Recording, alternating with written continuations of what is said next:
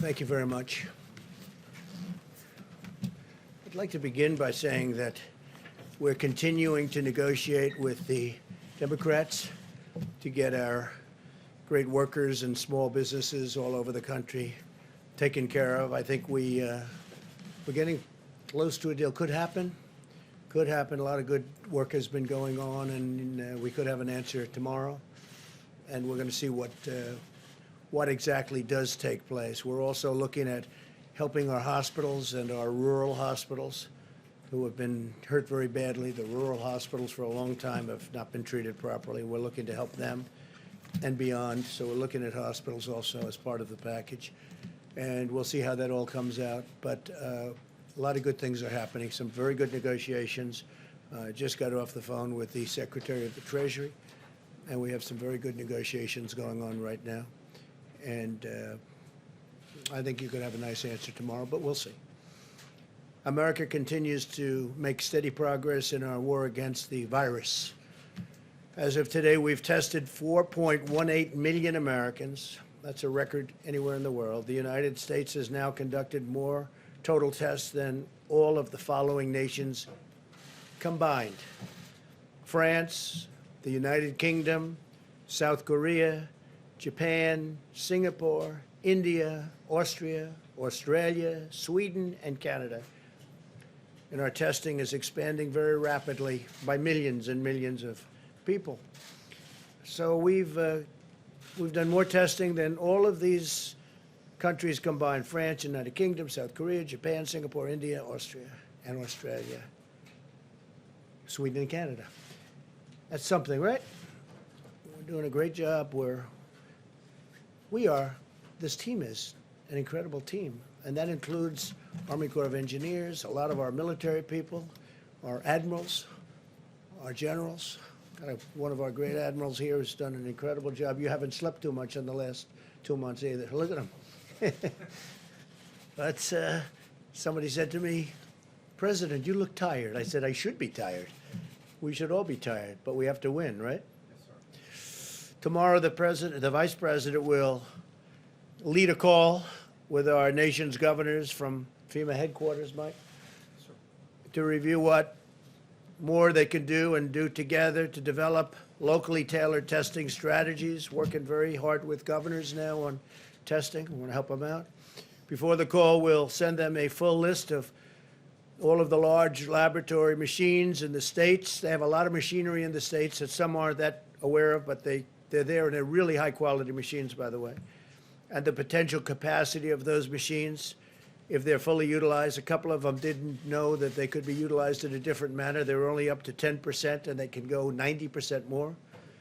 Many governors are still relying on their state laboratories rather than the full and much larger capacity that is available to them. As an example, commercial laboratories such as Quest and LabCorp, these are massive laboratories that can handle a lot more than they're being sent. A few days ago it was at 30%. They're only at 30% capacity now. I don't know, probably the same, but they have a lot of capacity. In addition, academic laboratories, big research labs, there's tremendous capacity out there.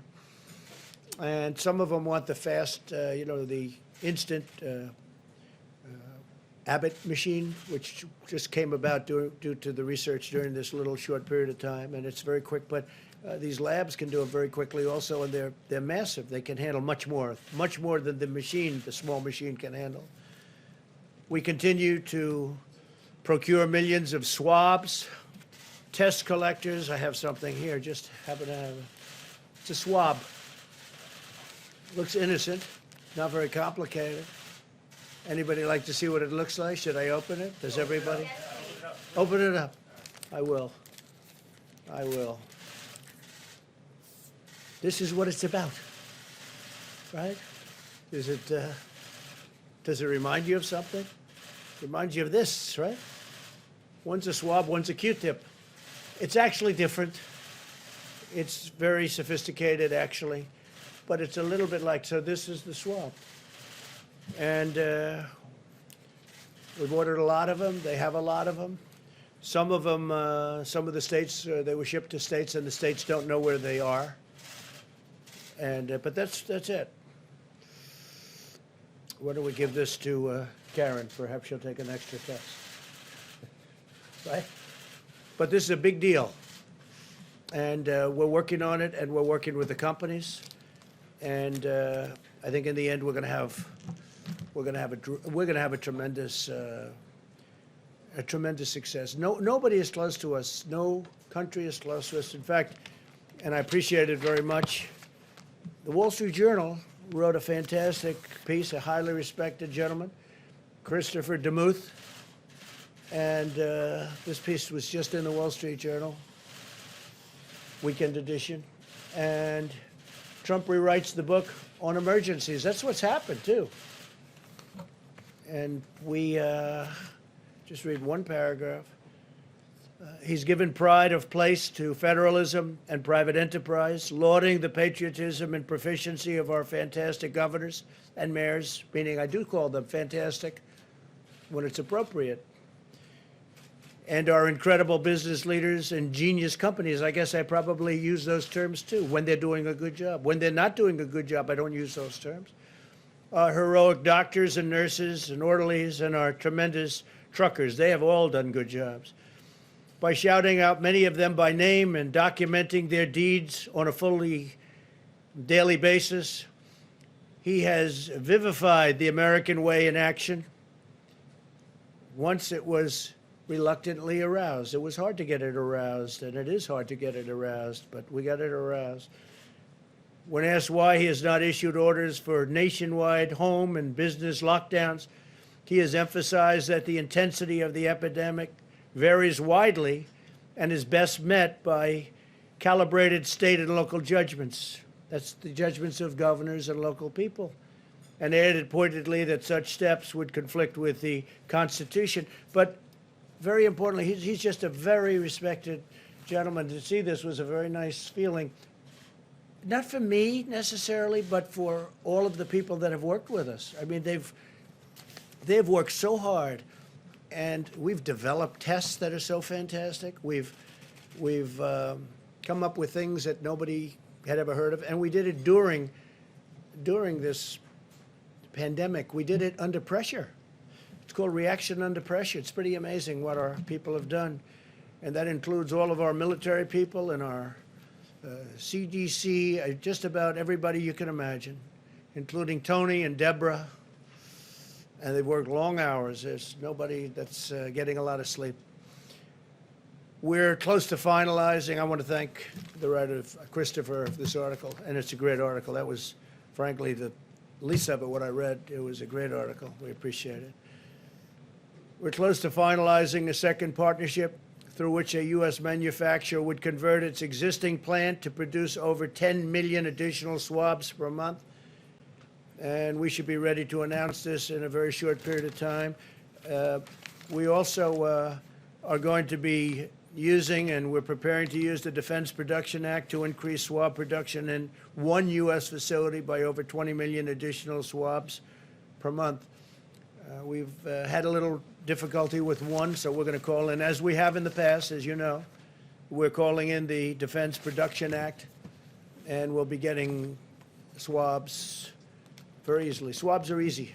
Ventilators are hard. Ventilators are a big deal, and we are now the king of ventilators. We have so many ventilators. You know, I said nobody that needed a ventilator has been turned down. It's pretty amazing. Nobody. We're working with the world-class team at Oak Ridge National Laboratory to use its injection molding capacity to potentially produce over 10 million collection tubes per week. That's tremendous numbers. In the meantime, the Supply Chain and Logistics Task Force continues to surge testing and needed supplies all throughout America. Mike's team and the task force, they just met. They've been meeting virtually every day. And it's a great team, right? It's a great team. They've been doing a great job, Mike. You've been doing a great job. Many governors are doing this incredible work, and they're working with us very closely on testing and working in their states. And again, it should be a local thing because it's all these points within a state. But we're helping them a lot. and we want to help them a lot. We're going to help them more than a lot, actually, if you think about it, with what we've done. Think of it, we've done more than all those countries combined. We're encouraging them to share their successful strategies with other governors. Some of the governors are doing a better job than others. The robust capacity that we've brought online will empower governors to deploy sophisticated strategies so they can safely reopen their states. Some people believe in testing very strongly, and other people believe in it less strongly, but still it's a very good thing to have. I think we can say that. Some people believe in it like they can't exist without testing, and other people don't believe in it nearly as much. They can see how they're doing, and they feel how they're doing, and they've been pretty vocal about that. I think you know pretty much who I'm talking about, but I believe if they want it, we should give it to them and get it for them and work with them. You must remember that the governors wanted to have total control over the opening of their states, but now they want to have us, the federal government, do the testing. And again, testing is local. You can't have it both ways. Testing is a local thing, and it's very important. It's great, but it's a local thing, and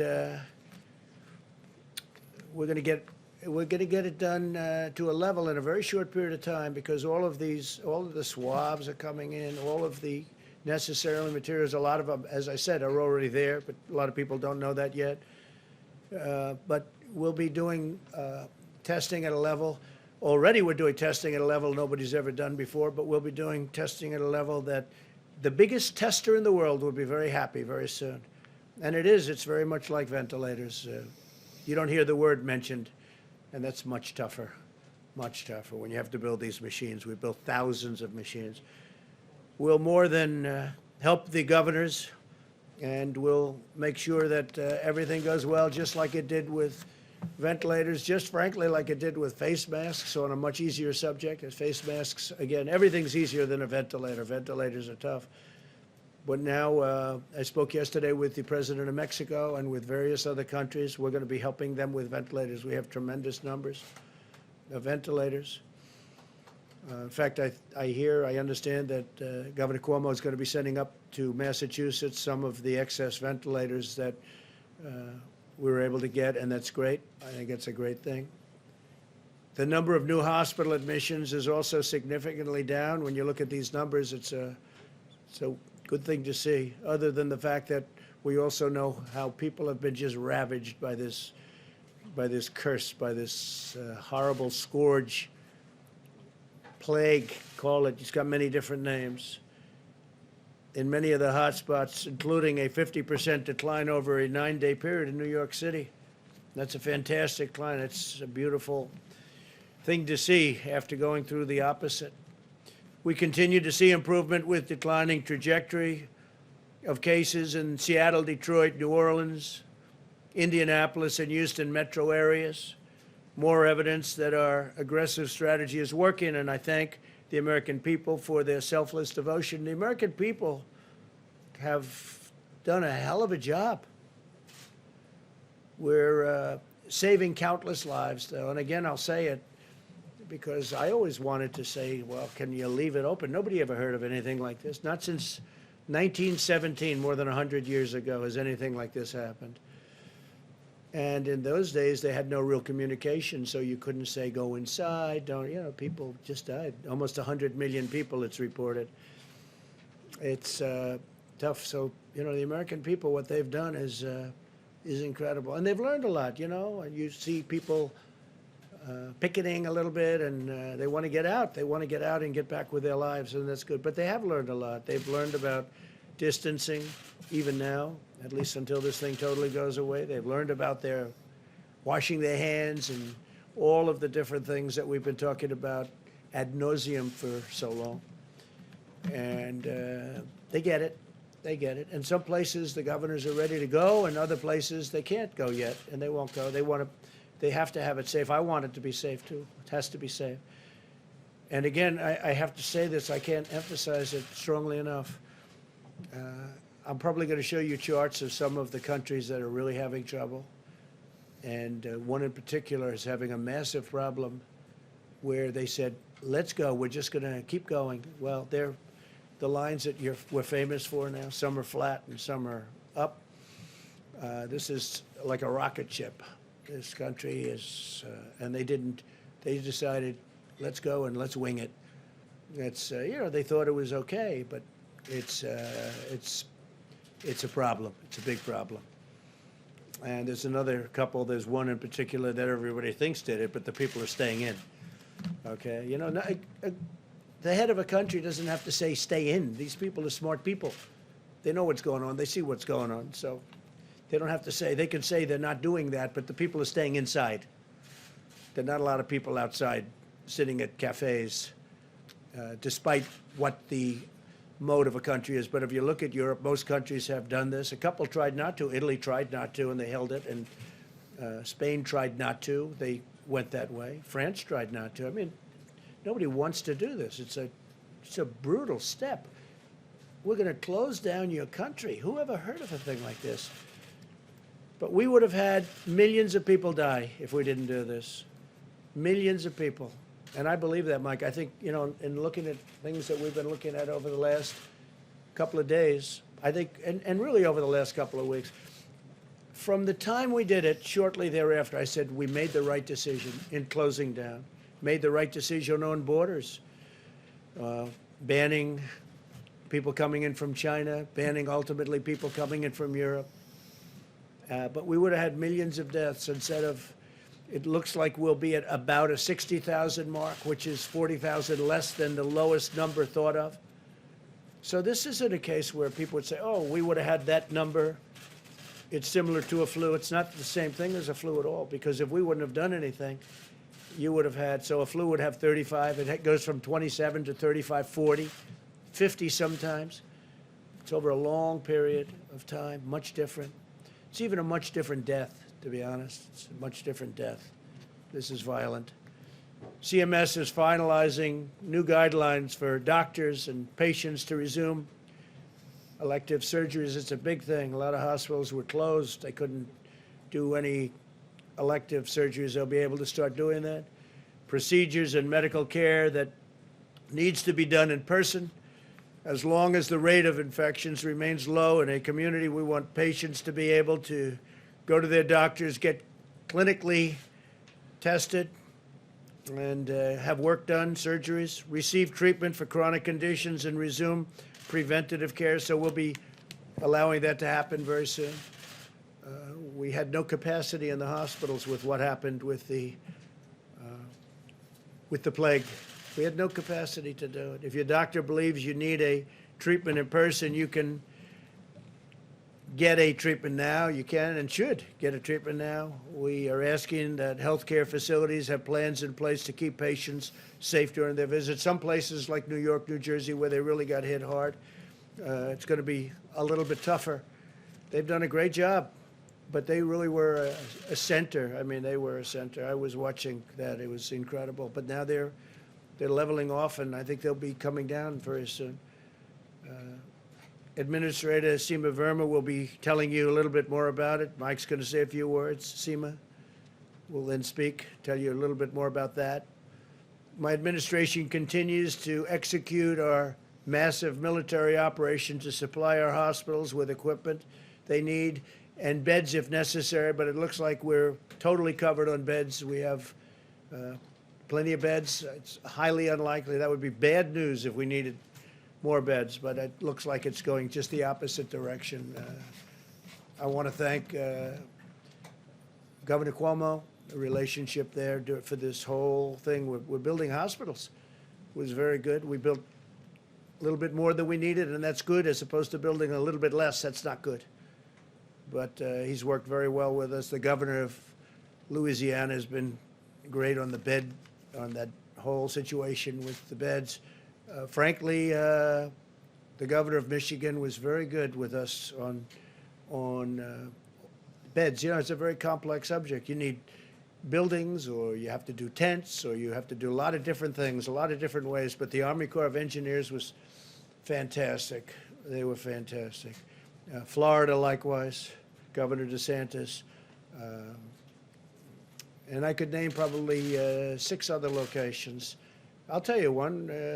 California was fantastic. He was really good. He was really good, and I appreciate the fact that he said what he wanted to say, and he wasn't letting the press force him into saying something that he didn't want to say. So I appreciate it very much, Governor of California. He really he worked very hard. We worked together. He worked very hard. The federal government is currently procuring more than 100,000 ventilators through new production or purchases, with thousands already delivered. We've delivered thousands of brand new ventilators all throughout the country. New York would be, I guess, the biggest user. And they are now taking some of their excess ventilators, which is great, and they're sending them up to Massachusetts. I think it's 400. And that's a great thing. Our total supply of ventilators continues to exceed by a lot total expected demand. Governor Cuomo said today that no one who needed a ventilator was denied a ventilator. That's a beautiful statement. I appreciate it. And all governors are in that same position. We do have a clip that I thought would be appropriate to put up today. It'll take 2 minutes, and I think you'll find it interesting, but we appreciate it. And let's see if we can do that. You'll turn out the lights, and we'll see if we can do that. Thank you.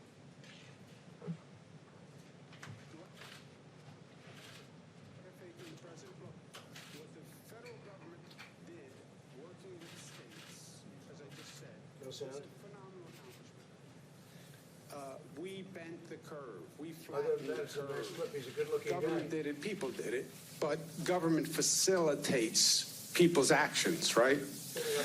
We had to double the hospital capacity in New York State. That's what all the experts said. President brought in the Army Corps of Engineers. They built 2,500 beds at Javits that Michael and Northwell were operating. It was a phenomenal accomplishment. Close to 1,000 people have gone through Javits. Luckily, we didn't need the 2,500 beds, but all the projections said we did need it, and more, by the way. So these were just extraordinary efforts and acts of mobilization. And the federal government stepped up and was a great partner, and I'm the first one to say it. We needed help, and they were there. State and local governments were fantastic. The hospital system was fantastic. New Yorkers were fantastic. And that is an undeniable fact.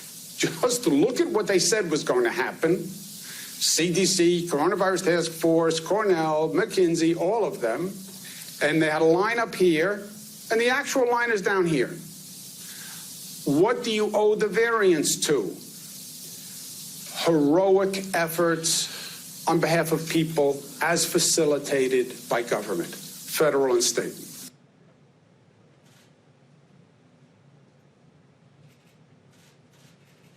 We actually had something else. Are they finished with that? They left out the good part. Great job, fellas. What was the good part? They did a better job on ventilators.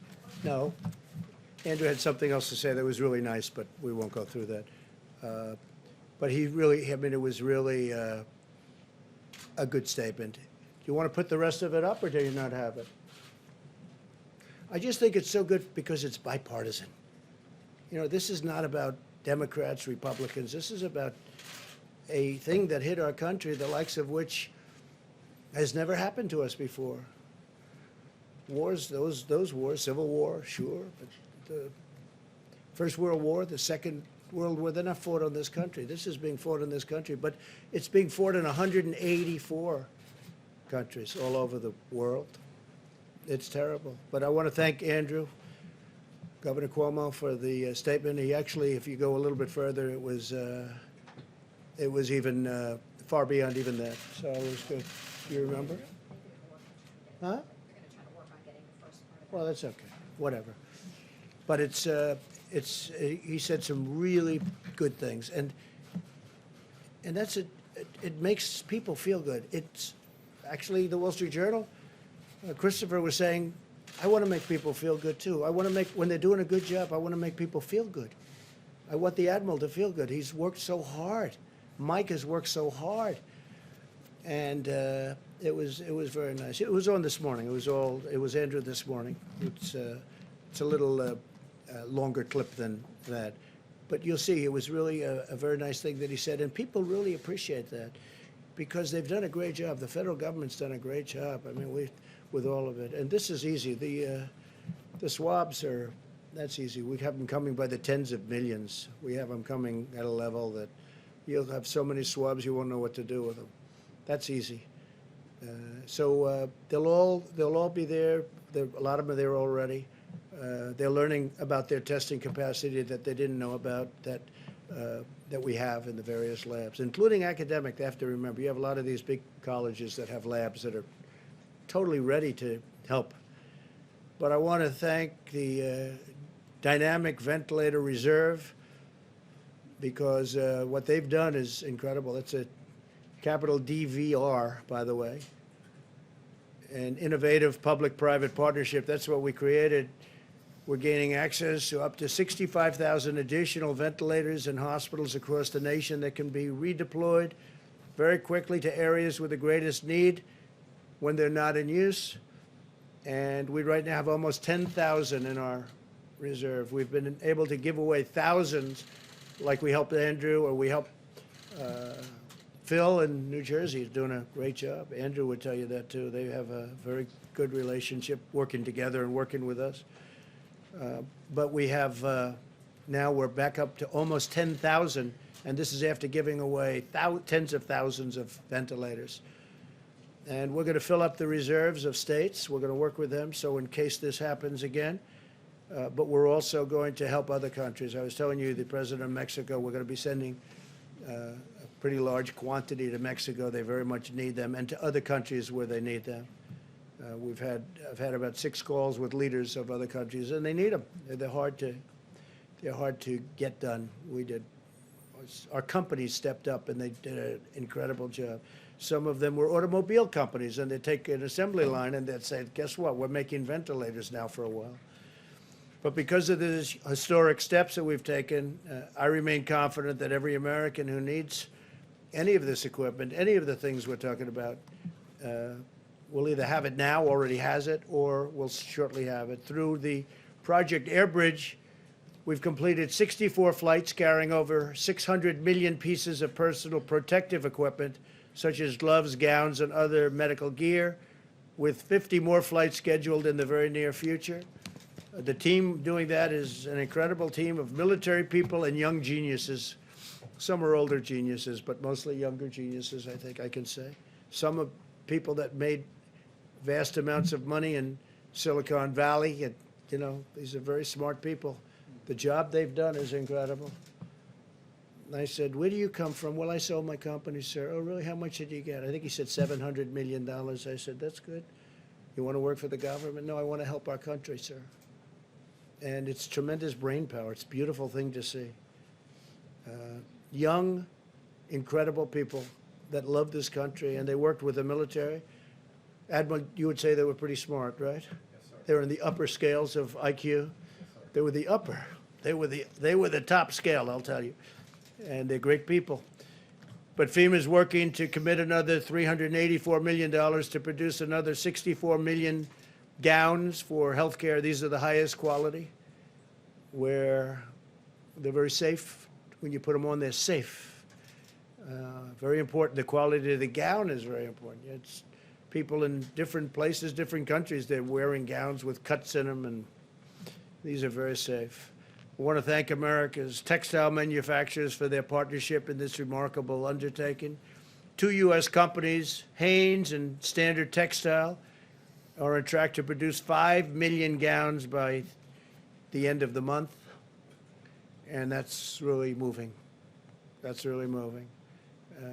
2 great companies, you know those companies. Another great American company, Honeywell, recently began manufacturing N95 masks in Rhode Island, where they converted a factory in less than 5 weeks instead of the 9 months it was normally expected to take. So they've already done it, and they did it so rapidly. 5 weeks instead of 9 months. It's amazing, the spirit of this country. It's really about the spirit of the country. We said, do it fast, but they did it in, and this was a major conversion too. This is a different world. Honeywell is hiring more than 1,000 American workers to produce 20 million masks per month, 20 million masks a month.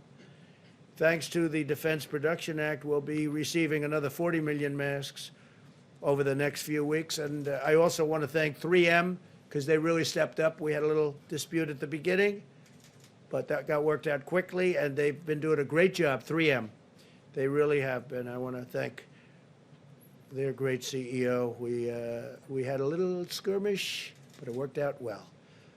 And they're doing a lot of work right now on masks and other things. This production is in addition to the 55 million N95 masks my administration has already distributed. Plus we ordered, and it's coming in soon, 500 million masks.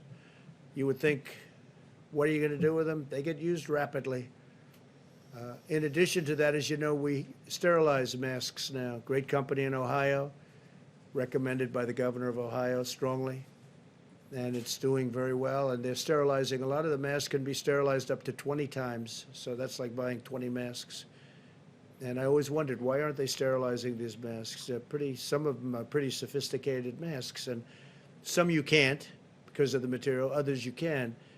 But we have actually two companies that do this, but one company I know very well in Ohio, and they're doing a great job. So they're sterilizing masks up to 20 times you can sterilize a certain type of mask.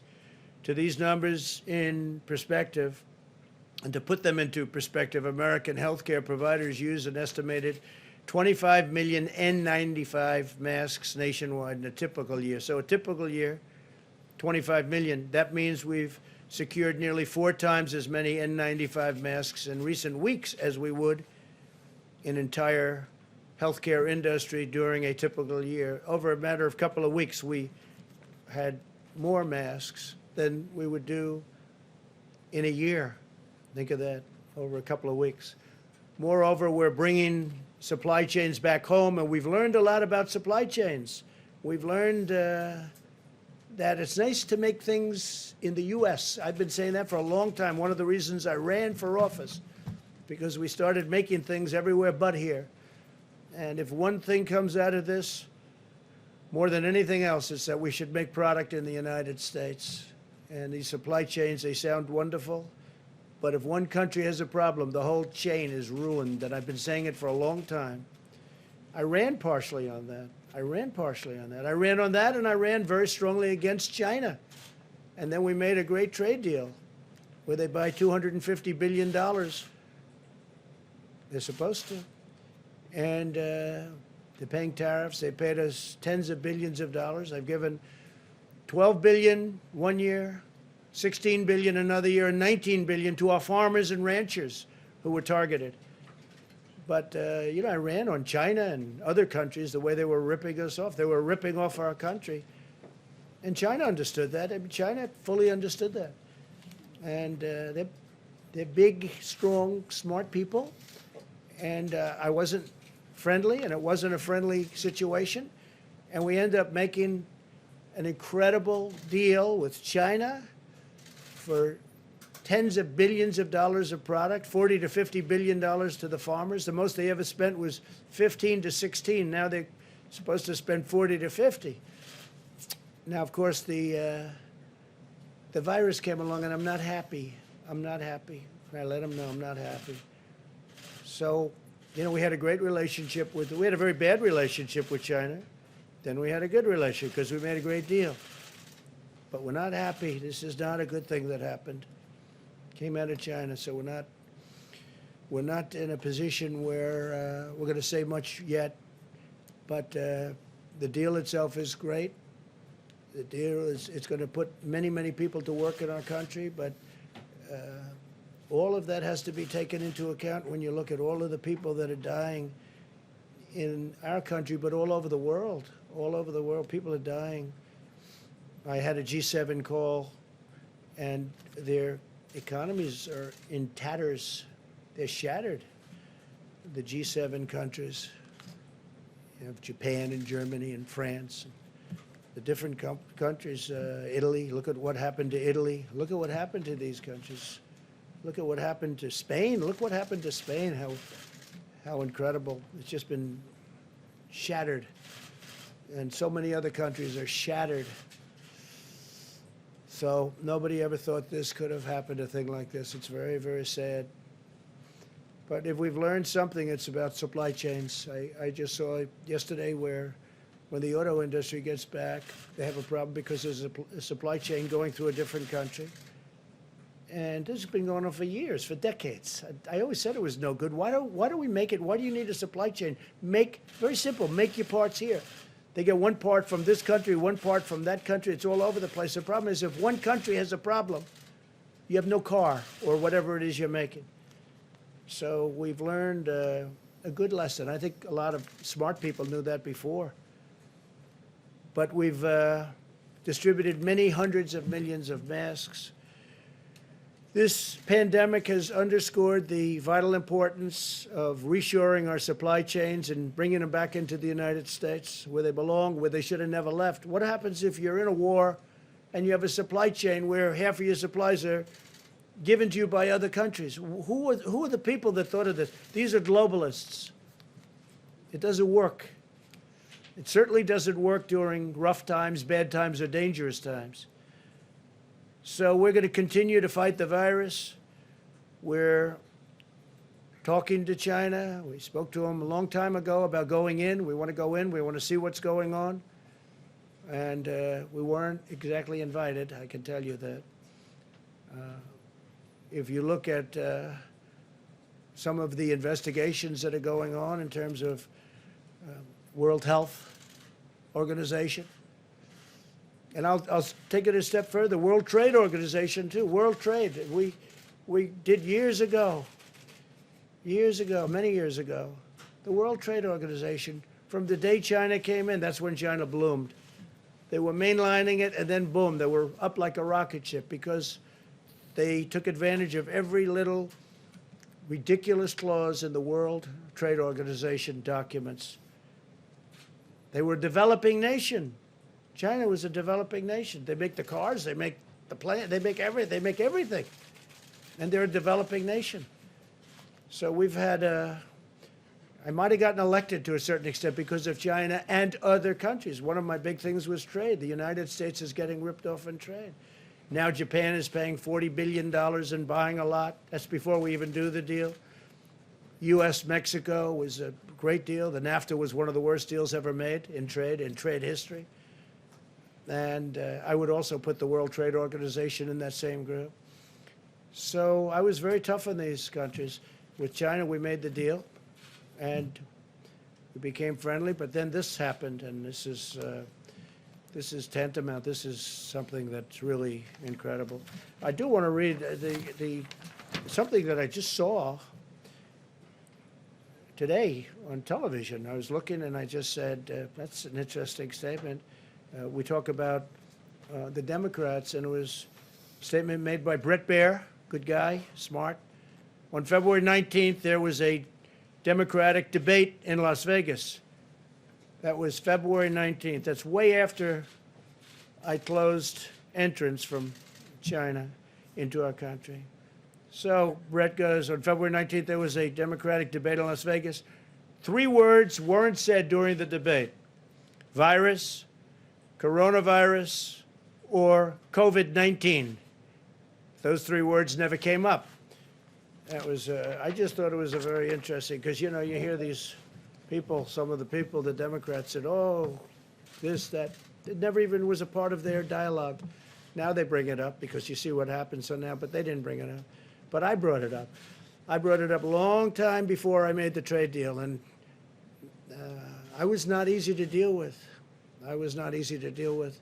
They understand that. We still have 25% on $250 billion that they have to pay us.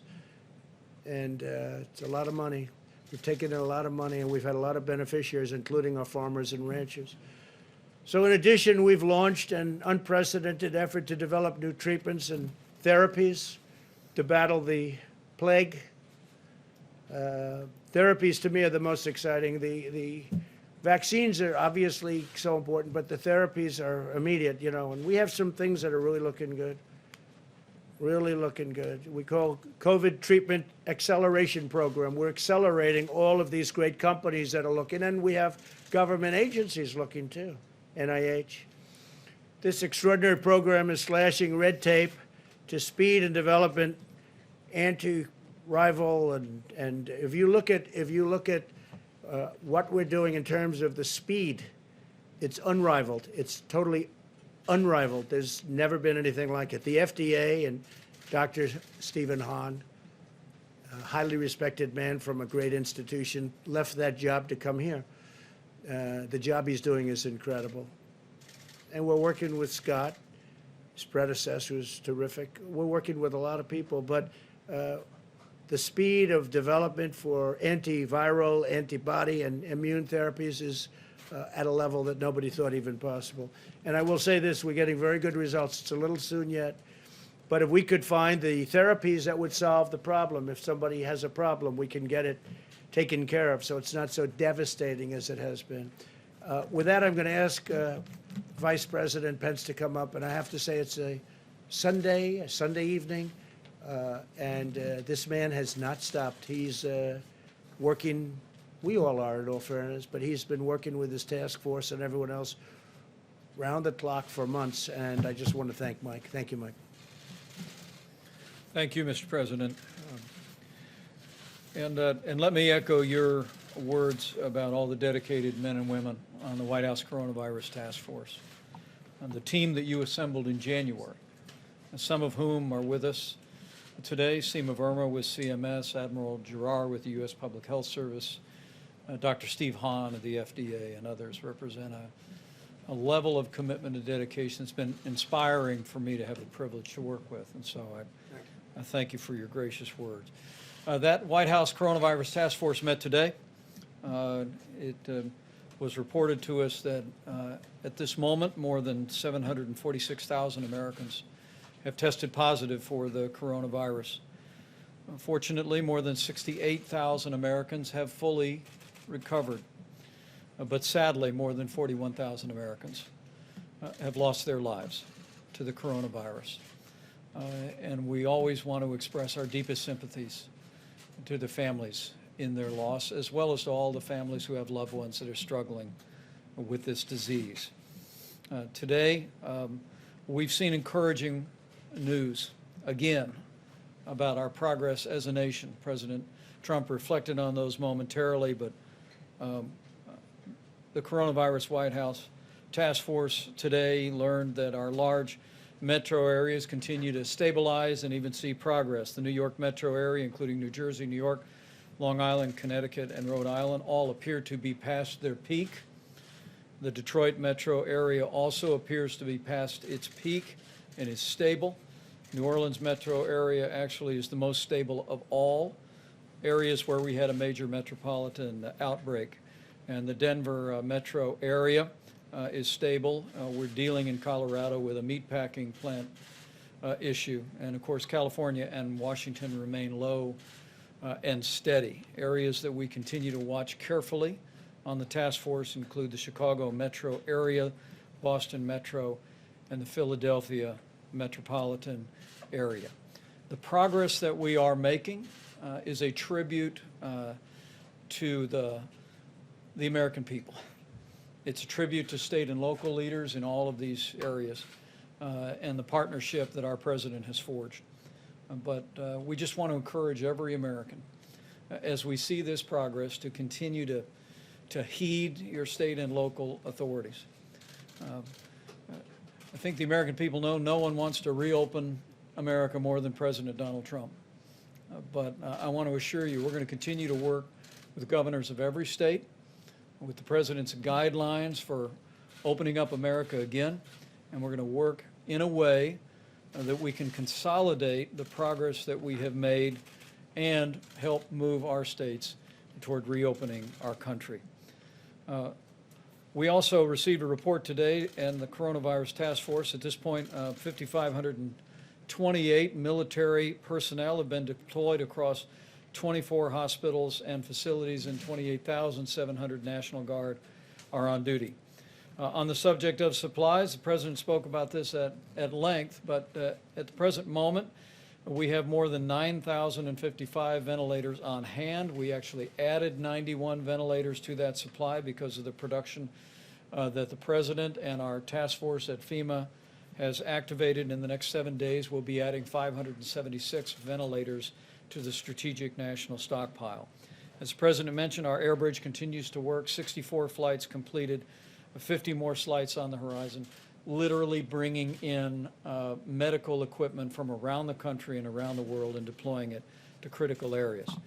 Finally, tomorrow, as the President announced, we'll be hosting a conference call with all of the nation's governors, all the states and territories from the headquarters at FEMA.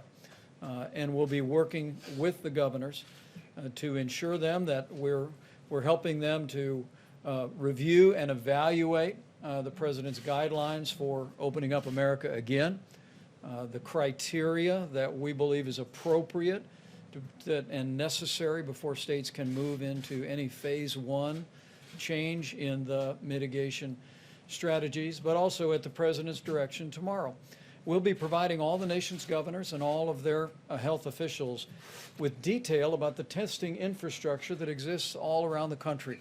We'll be specifically providing governors and state health officials with information about all of the lab capability that exists in their states, and also we'll be updating them on our efforts to identify the kind of supplies the President just held up and our efforts to make sure that those supplies are at all of those laboratories as the need should arise.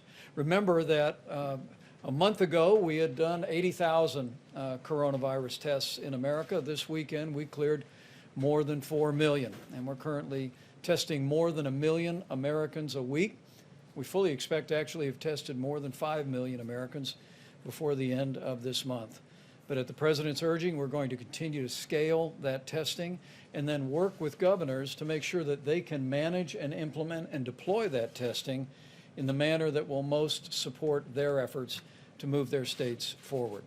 Remember that the testing that is contemplated in the guidelines for opening up America again for phase one are testing people that have symptoms that may be coronavirus, and then also having the testing resources to deploy to vulnerable communities, nursing homes, or other vulnerable communities that we have identified as needing additional what is called monitoring or surveillance testing. We believe we have the testing today around the country that would allow any state in America to move into phase one if they've met the other criteria of 14 days of consistent declines and strong hospital capacity so that the system would not be overwhelmed in the event of a flare-up. But we're going to be working with governors tomorrow on the subject of testing and supplies. And as the President said again this evening, we're here to help. We've forged a partnership with governors around the country, and tomorrow we'll be building on that partnership to hopefully arrive at the day that we can make sure governors around the nation have the best advice and the best resources to put America back to work. Thank you, Mr. President. Very good. Seema, you've done such a great job. Please come up and say a couple of words. Thank you. Thank you, Mr. Vice President, Mr. President. So just a few weeks ago, we stood here and asked the American healthcare system to delay elective surgeries and procedures. And the reason why we did this is we wanted to make sure that the healthcare system could deal with any surges. We wanted to preserve equipment and make sure that they had the appropriate workforce to handle any surge. And our healthcare system did a fantastic job. They very quickly stood up telehealth services, and under the President's leadership, we started paying for these services under the Medicare program. But the reality is not everything can be addressed by telehealth. There may be a woman that needs surgery for breast cancer, somebody who has cataracts in their eyes that need to be able to see better, and sometimes a doctor just needs to be able to listen to their patient's heart. We've heard across the country that doctors' offices have closed and many healthcare systems are furloughing their staff, nurses and doctors. Under the President's leadership, we've put out over $90 billion in accelerated payments under the Medicare program, provided $30 billion of grants with more dollars on the way. But thanks to the American people, we are in a much different place. You heard from the Vice President that there are many places around the country where they're seeing a decline in cases. And hospitals are reporting that they have unused capacity. And so as part of our Opening Up America, we are issuing guidelines today about how we can reopen the healthcare system. So these are recommendations around phase 1. Now, every state and local official has to assess the situation on the ground. They need to make sure that they can still address surges. They need to make sure that they have adequate supplies and a plan for conserving supplies. They need to be able to screen patients and healthcare workers for COVID virus. And they need to make sure that patients feel safe when they come in to seek healthcare services by assuring that they have the appropriate cleaning in place and that they observe social distancing inside the healthcare facilities. And this isn't going to be like a light switch. It's more like a sunrise where it's going to be a gradual process. And healthcare officials across the country and healthcare systems need to decide what services should be made available. And ultimately, doctors and patients need to make decisions about their healthcare services. And we want to make sure that systems are reopening so that they can stay open and doing that in a very measured way. And I want to thank all the healthcare workers on the front lines who have done a fantastic job in providing care and comfort, serving as a liaison between family members. They've done a fantastic job, and we owe a debt of gratitude to them. And to all those providers that did adhere to our guidelines. They did the right thing, and it has made an extraordinary difference. I also want to take a couple of seconds here to talk about our nursing homes. Our hearts and minds are with the patients and the families of those living in nursing homes. This is an extraordinarily difficult situation. People living in nursing homes are of the most vulnerable patients. They're elderly. Many of them have underlying health conditions. And this has been a very hard situation. And I really appreciate the strong efforts of governors and local communities that have shown great leadership in supporting nursing homes across the country, particularly Governor Baker, Governor Hogan, that have had special efforts around supporting nursing homes. FEMA is also working on a plan to make sure that nursing homes have the supplies that they need. And just last week, we increased the reimbursement in the Medicare program for high throughput tests. And we are also paying for labs to go out to nursing homes to collect samples. And that's going to really support efforts on nursing homes in order to isolate patients. Today, we are also announcing, under the President's leadership, an effort around nursing home transparency. It's important that patients and their families have the information that they need, and they need to understand what's going on in the nursing home. And so today, we are announcing that we are requiring nursing homes to report to patients and their families if there are cases of COVID virus inside the nursing home. We are also requiring nursing homes to report directly to the CDC when they have cases of COVID virus. And this is very important, as you've heard Dr. Birx talk about. As we reopen the United States, our surveillance effort around the COVID virus will also begin in nursing homes. And so by having this reporting system, this will support CDC's efforts to have surveillance around the country and to support efforts around contact tracing so that we can mitigate the spread of the virus in those communities that show spread starting in the nursing homes. So again, I want to thank all of the local officials that have done an amazing job in supporting the nursing homes, and would urge all state and local leaders to follow their lead and do everything that we can to keep nursing home residents safe. Thank you. Thank you very much. And Dr. Hahn is here. If you need, he'll tell you maybe a little bit later if you want this, but I can tell you that very simply, the level at which they're approving things, tests, and being on top of the people that are doing the testing for therapies and for vaccines they've never seen anything like this. So I want to thank you very much, and stick around. Maybe they'll have some questions. Okay? Please go ahead. In the back. Mr. President, thank you very much. If there were groups of people planning to protest tomorrow against the government shutdown, what would be your advice? Against the shutdown? Yeah, that they want the shutdown lifted. Should they Maybe go they want to ahead lift if it, it's yeah. in a state where Hey, there haven't been I 14 don't have days? any arrested. People feel that way. You're allowed to protest. I mean, they feel that way. I watched the protest, and they were all 6 feet apart. I mean, it was a very orderly group of people. And but you know, some have gone too far. Some governors have gone too far. Some of the things that happened are maybe not so appropriate. And I think in the end, it's not going to matter because we're starting to open up our states. And I think they're going to open up very well.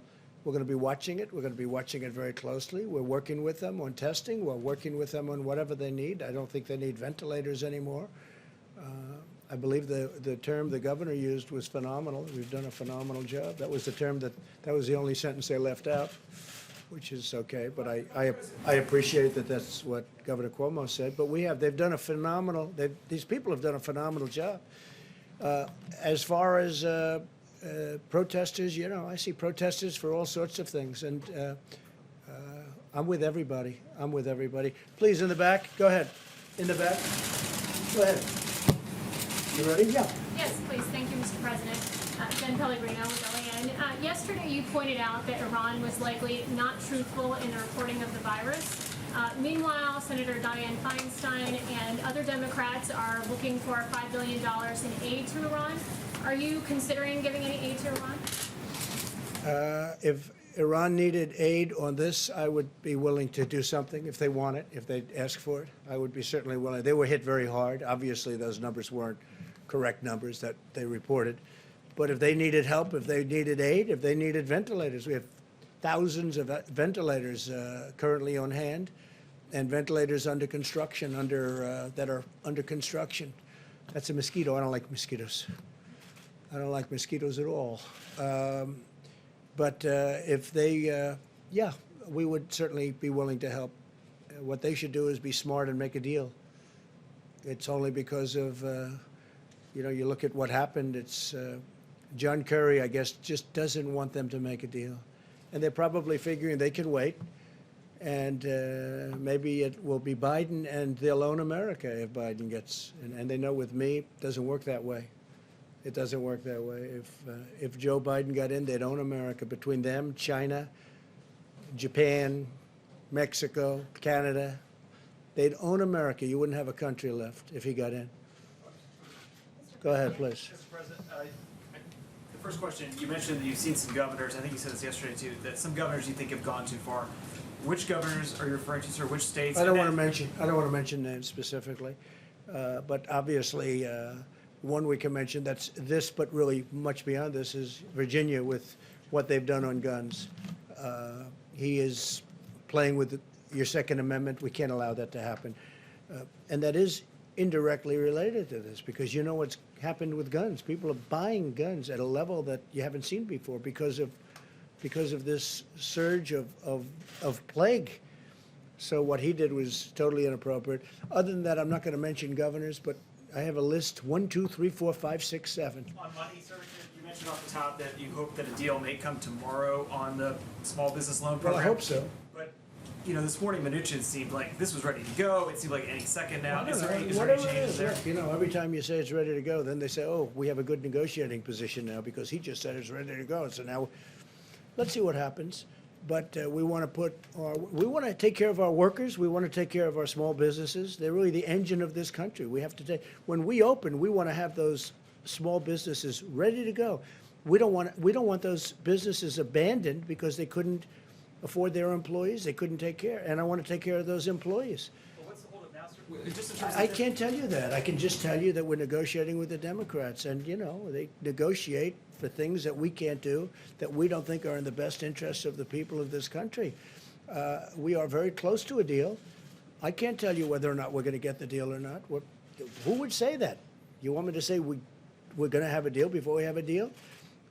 We have a good chance of getting a deal. A lot of good discussions were had today. We have a good chance of getting the deal. We want the deal. We want to take care of our workers. We want to take care of our small companies. Mr. President, please. Go ahead, please. Thank you, Mr. President. I have a question for you and also for Dr. Hahn, if I may, after I get to your question. Sure. In your remarks that you made just a few moments ago, in regards to reopening the U.S. economy, you said, I want it to be safe. And that's a sentiment obviously shared do. by No, I want it to be tens safe. of millions of Americans. I want it to be safe. And it absolutely. seems at odds, Mr. President, with the tweet that you had on Friday about liberating those 3 particular states, Virginia, Minnesota, and Michigan, because none of those states, Mr. President, have met the requirements that the Vice President and others on the task force have talked about in terms of reopening the economy. Do you see those two Well, if you ideas at take odds? Michigan, there were things in the Michigan that I don't think they were necessary or appropriate. Everyone knows that. I think the governor of Michigan, we're getting along very well, but I think the governor of Michigan probably knows that. I think she probably wished she didn't put some of them in. You can't buy paint, you can't buy seeds, I mean, where did this stuff come from? No, we're going to be safe. We have to be safe. And we don't want to close anything. We're not going to be closing, but we're going to be doing it beautifully, systematically. We're working very well with the governors. I mean, I would say pretty much almost all of them. A couple of them, no matter what you do, you'll never satisfy them. You could find the cure tomorrow, and they wouldn't be satisfied. They'd find a reason to complain. Wise guys. But for the most part, we're working very well with the governors. We have a great relationship with the governors. I can tell you, I've been on numerous calls with governors, and during those calls, I mean, without exception, they were friendly, and that's going back even a month from today. So I think that we're going to do a terrific job. I think the governors are going to do a terrific job, and we're starting to open our country. And, as you know, I just spoke with Greg Abbott today from Texas. He's fantastic. He's a fantastic governor. And he's going to be opening up parts of Texas, and you're going to be opening up parts of other countries. You know what other states, and you know what that is. And by the way, other countries are at a point where they're studying. I see where Germany's starting to open up a little section. So there are a lot of great things happening, and we're going to start to open our country. And we're going to do it, it's like, as I say, it's like a beautiful puzzle. A state might even be a portion of a state. There are states, very big states, and you can have portions of states, Mike. You have a portion, you have a county, which is perfect, and you have another county that's sort of still pretty far away, even if it's within the same state, and it's not doing so well.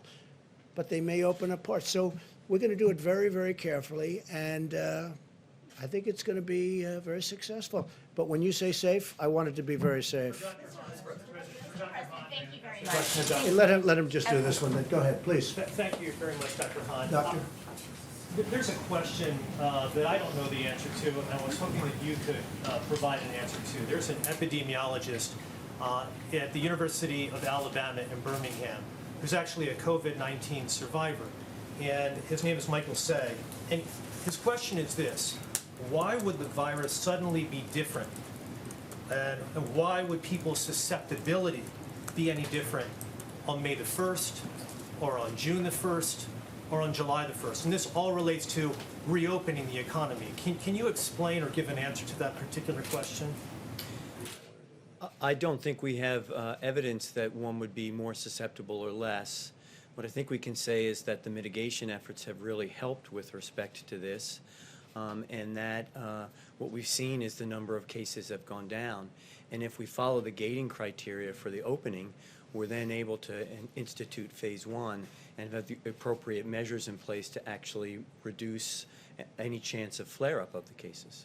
Is there a chance of a sort of rebounding if you reopen too soon without the type of mitigation efforts that we've had still in place? Yes, there's a chance, and I think Dr. Fauci and Dr. Birx talked about this at the podium. And the key here is the surveillance that is being put in place with the CDC. I think that'll be a really great help in terms of trying to reduce that risk. Thank you. And I think they have the rest of that clip. I just thought it was a very good clip. I think it's a tribute to New York. I think it's a tribute to the federal government. And I thought it was nice. So I think they have that now. They can try it. Go ahead. Have we saved everyone? No. But have we lost anyone because we didn't have a bed, or we didn't have a ventilator, or we didn't have healthcare staff? No. The people we lost are the people we couldn't save. Not for lack of trying, and not for lack of doing everything that we could do as a society, not only as a government and as a healthcare system.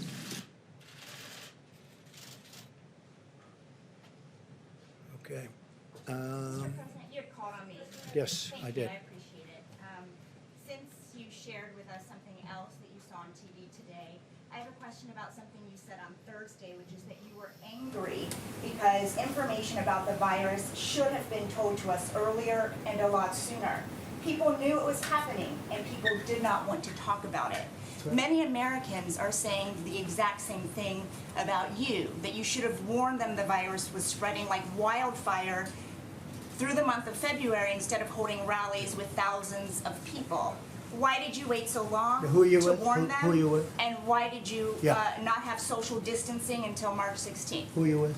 I'm Weijia Jiang with CBS News. So, if you look at what I did in terms of cutting off or banning China from coming in, Chinese nationals. But by the way, not Americans who are also coming nice and from easy, China. nice and easy, just relax. We cut it off. People were amazed. These gentlemen, everybody was amazed that I did it. We had 21 people in a room. Everybody was against it but me. Dr. Fauci said, had I not done that, perhaps tens of thousands, and maybe much more than that, people would have died. I was very early, very, very early. And we just saw, you saw Brett Baer making a statement. They had a debate well into February, and not even mentioned, it wasn't even mentioned, the Democrats. We were very early, You oh, didn't I'm warn the people that president. it And was you know what I just spreading did? so quickly. And you know what I just, And by the way, when you issued the ban, the virus was already here. okay, and you know how many people, when I issued the ban, how many cases of virus were in the United States when I issued the ban? Do you know the number? There was. No, there no, were how many already- cases? Remember I said one person. How many cases were here when I issued the ban? But Tell did me. you know No, it no, was no, going you to have to do spread your and research. become a pandemic? How many, I did my research. On the 23rd of March, you said you knew this was going to be a pandemic. can I tell you what? well I did before know it. I did know it. All I have to do is look. So you knew Look, it was all, going to anybody spread. knew it. Just, are you ready? How many cases were in the United States when I did my ban? How many people had died in the United States? So do you acknowledge that you didn't think Keep it your was voice going down, to please. spread? Keep your voice down. Did you not How think it many, was going how to many, spread? how many cases were in the United States? I did a ban where I'm closing up the entire country. How many people died? And that's a fair point. How many people died in the United States? And yet I closed up the country, and I believe there were no deaths, 0 deaths at the time I closed up the country. Nobody was there. And you should say thank you very much for good judgment. Go ahead, please. President, you just mentioned Germany. Germany is allowing small stores to open Yes, they are. tomorrow. I just spoke to Does them. this give you confidence that some European countries are on the mend of recovery? Well, I hope so. I And mean, will we you hope it res- works out. Look, I spoke you with, lift some I spoke with restriction on Angela. them? I spoke with Angela. And they're going to start a process of opening, very much like we are. We are too. I spoke with numerous governors. They're doing it also. Areas that have been, that where the, number one, they've done a good job and where they don't have much of a problem. Germany's starting the process also, yes, and I'm very happy about that. Some places in Europe, as you know, can't start the process for a while. Mr. President. Yes, ma'am, go ahead, please. Mr. President, I have two Nevada questions. First one, the mayor of Las Vegas thinks it's total insanity for business to be shut down in Nevada, which the governor Sisolak ordered. Who's right? Well, they shut one of my hotels down too. Okay, so, you know, now, I'm not involved in that. I could be if I wanted to. I just chose not to be. By the way, just so you know, I could be if I wanted to, but I chose not. But they closed a very big hotel that I have in Nevada down in Las Vegas. It's a very severe step he took. I'm okay with it. I'm okay with it. But, you know, you could call that one either way. I know the mayor's very upset with it. Some owners are very upset with it. Some of the developers out there are very upset. Others, they say, hey, we got to get rid of it. I can see both sides of that. With one other question. I asked you recently about an SBA rule that said that paycheck protection money could not go to small casinos. You said you'd look into it, and clearly something happened. They are looking into it right now because they do have, you know, they have small casinos that don't have too many people, and they are looking, and they're going to make a ruling, I understand, next week. They already did make a ruling, and they changed it from small casinos that make more than a third of their income couldn't qualify to half. I know, but they're looking at that. They're continuing to look at that. It's a big topic because a lot of people are involved. Let's give it a shot. Governor Cuomo, as you played in that clip, has indeed praised a lot of what the federal government has done, but he... Excuse me. He didn't say a lot. He said we did a phenomenal job. He didn't say a lot. He didn't say you did a good job on ventilators but nothing else. No, he said we did a phenomenal job. So report accurately, because you are one of the most inaccurate reporters. Go ahead. What he has said is that, and along with a bunch of Republican governors who've said what they need, though, is a national strategy when it comes to testing. Because on supplies, they say that they're competing against one another. They said the same thing with ventilators, and now we have so many that we're going to be able to send them and help other countries that are in need. We're doing great on testing, and we are actually using the Act, as you know, on a certain company. But what about on the reagents? They say that that's something that they can't get. We're in hold great of. shape. It's so easy to get. That reagents and swabs are so easy to get. When you have to build a very expensive piece of machinery controlled by computers, that's a different thing. And no, we'll have, everything's going to be in very good shape very soon. We're going to be in very good shape very soon. Yeah, please go ahead. President, just the latest stimulus package, will that have funding for states and local governments? Well, I don't want to comment on it, but we will be saving that for another time. Will you be willing to? And and by the way, some states and local governments need it. I'm the first one to admit that. We're going to be saving that for another little bit of a later date. Will probably be our next negotiation. Okay. But they do, I'm in favor of it, I will say. And I told the Republicans today, I had I think a great talk with Republican senators today, and all of them, I think, just about all of them, and conference call. And we are going to be, that'll be a very big topic over the next couple of weeks. It's very important.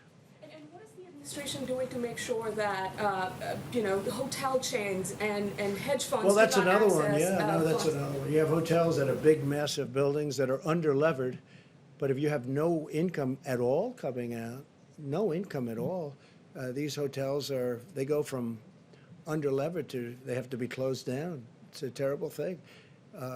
I don't know that they're working on that specific problem, but it's a problem they should be talking about. I mean, you have people that own a hotel where they go from having a very successful hotel with, many employees, thousands of people, to all of a sudden closing it down. I read where my wonderful place in Florida, in Miami, Doral, they had to let a lot of the employees go because it's essentially closed. You can't use it. You can't have the restaurants. You can't have it. So you have to close it down. That's an example. Many hotels are closing down throughout the country, and hopefully they're going to be able to open up relatively quickly. But the funds were specifically for small businesses. Yeah. Would the administration Well, it make depends sure how the that that's- hotel is considered. Is it owned by a big chain? But even if it's owned by a big chain, that's devastating. If they have 200 hotels in the country and they're closed, and it's not only in the country. Remember this. This is all over the world. If they could have 2,000 hotels that are in other countries. They're also closed. We're in better shape than most when you think about it. So I think we're going to be looking at it. I think it's a very big problem, and it's a lot of people employed. Yeah, here we go. Mr. President, more than 22 million Americans are currently unemployed as a result of this. Today we hit the grim milestone of more than 40,000 Americans now having died from the coronavirus. Can you explain then why you come out here and you are reading clips and showing clips of praise for you and for your administration? Is this really the time for self-congratulations? Well, I will tell you this.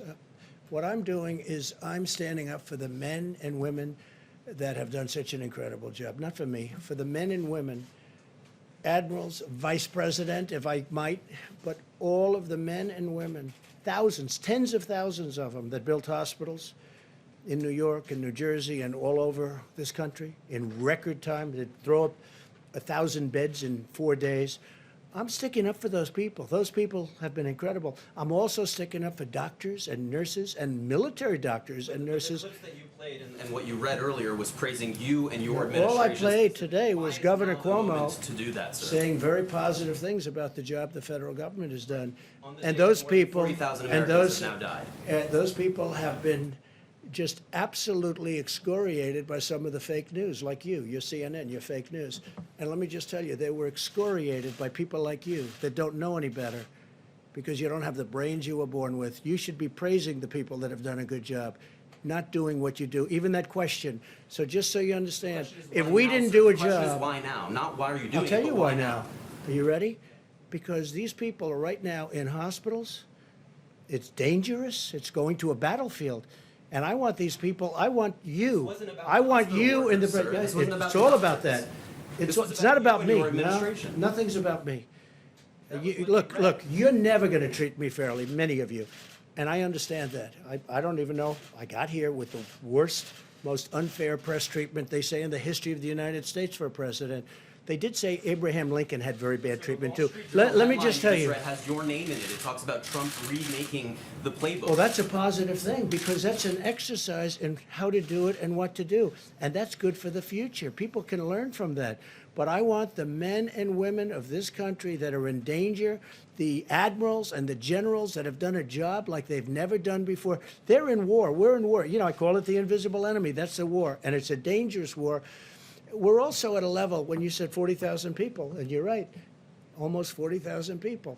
And what, oh, more than, okay, good, correct me. Okay, 41,000. good. Well, I'm really glad you corrected me, CNN. But here's the story. Let me just tell you something.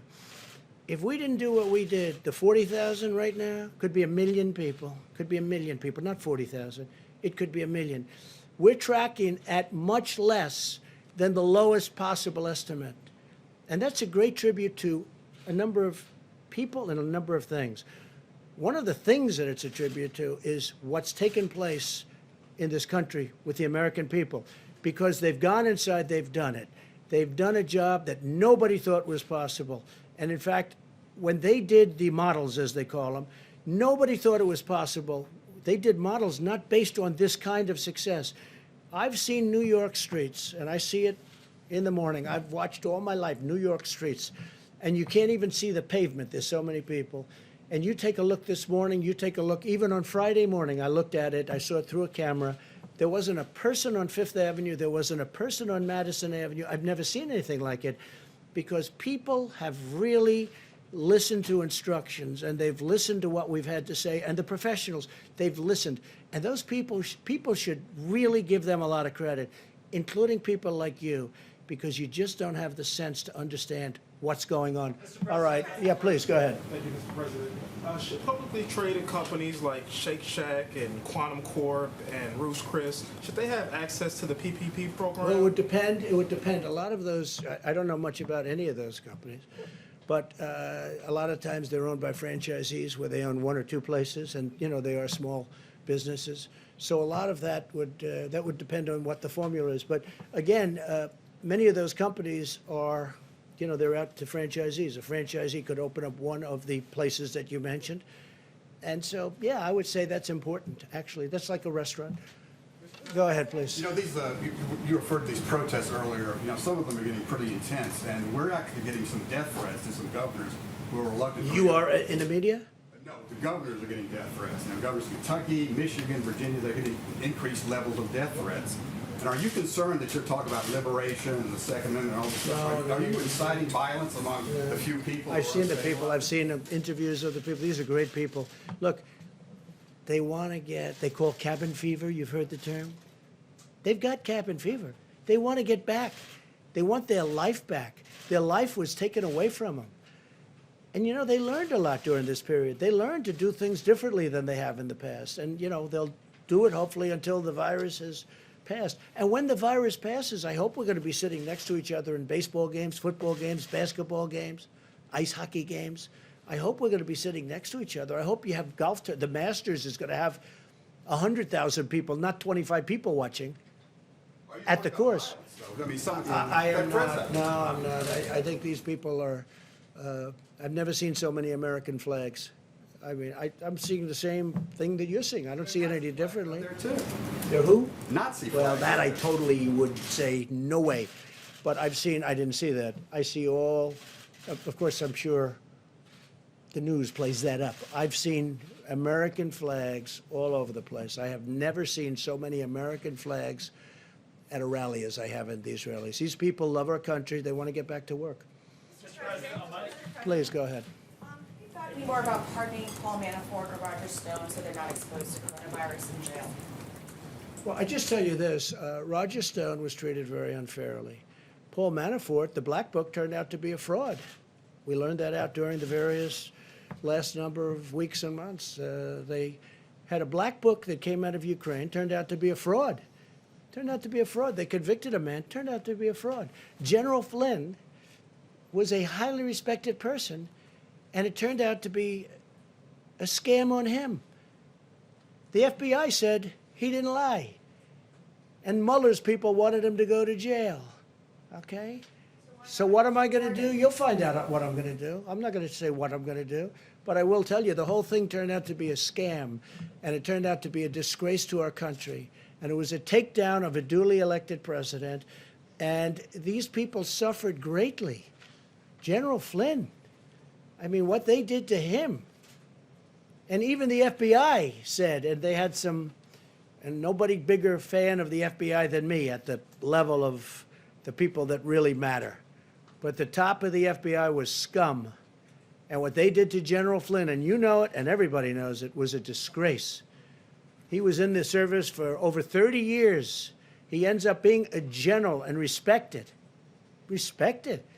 And almost his first day in office, they come in with papers. They want to investigate him.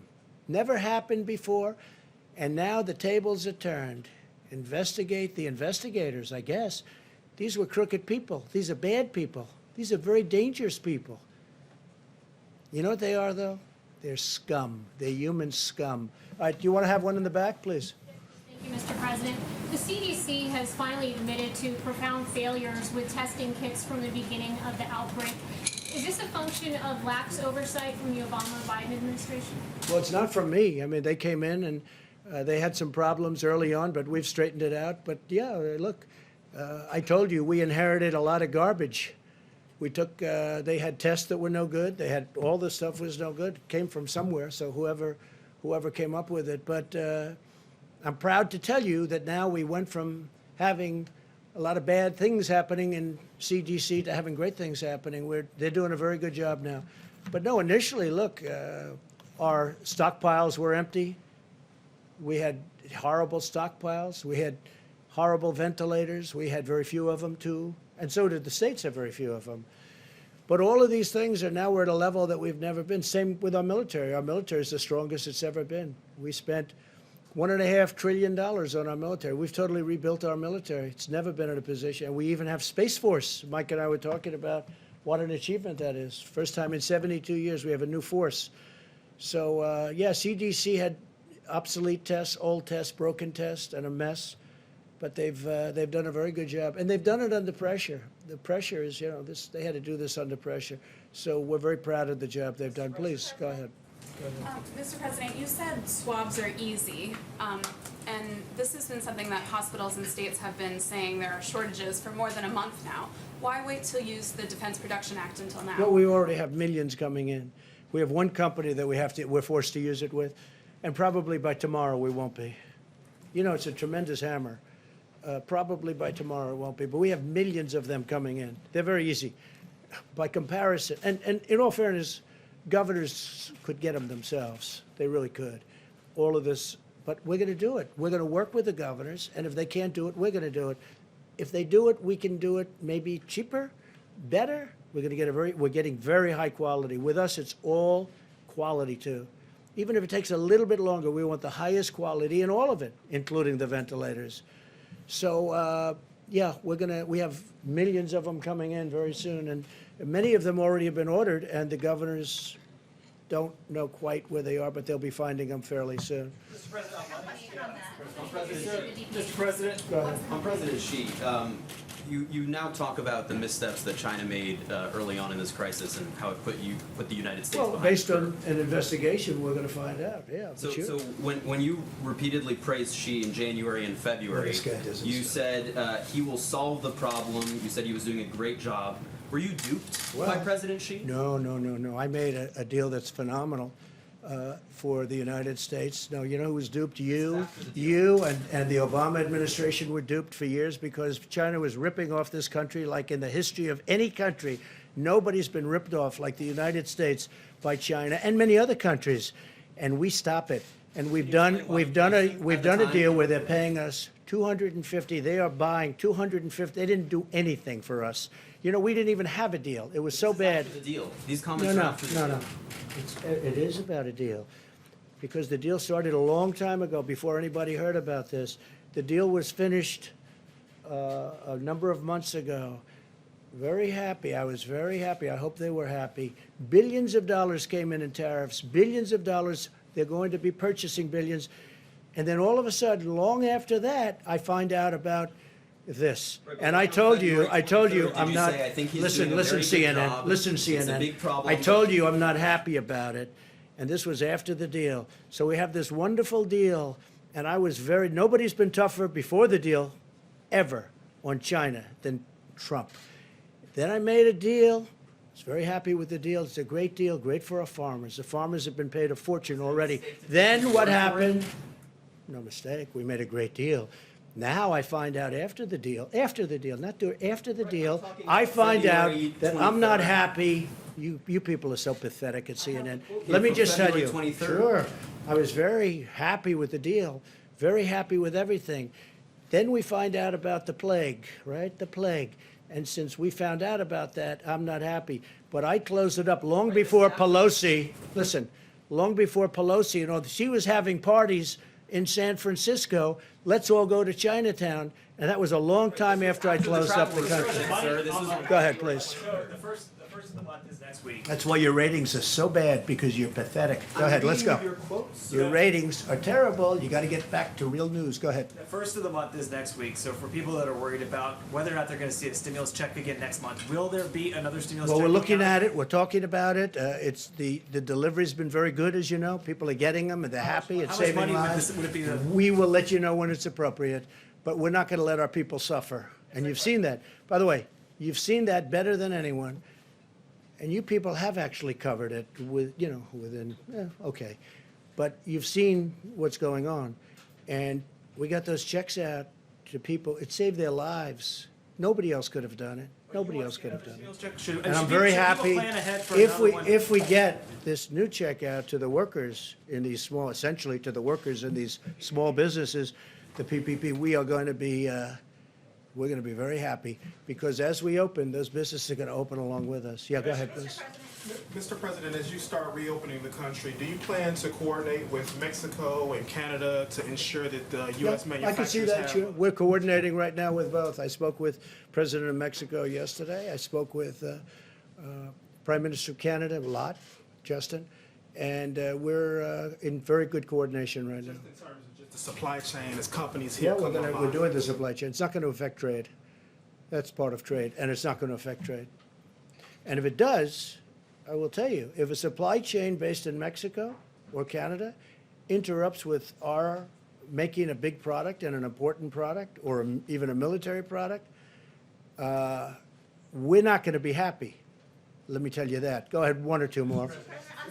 Go ahead in the back. You didn't go. Go ahead. Thank you very Who much. are you with? I'm with the Salt Lake Tribune. Okay. Thank you, sir. On Thursday, the White House announced a congressional task force on reopening America. It included every Republican senator but Mitt Romney. Yeah. Does that show that you're still holding a grudge against Yeah, Mitt Romney? it does. Yeah. No, I'm not a fan of Mitt Romney at all. No, I had 52 Republican senators. He was a governor. You don't want his advice. Well, I just don't think, I'm not a fan of Mitt Romney. I don't really want his advice. Go ahead, please. Mr. President, why on that task force did you include Senator Kelly Loeffler?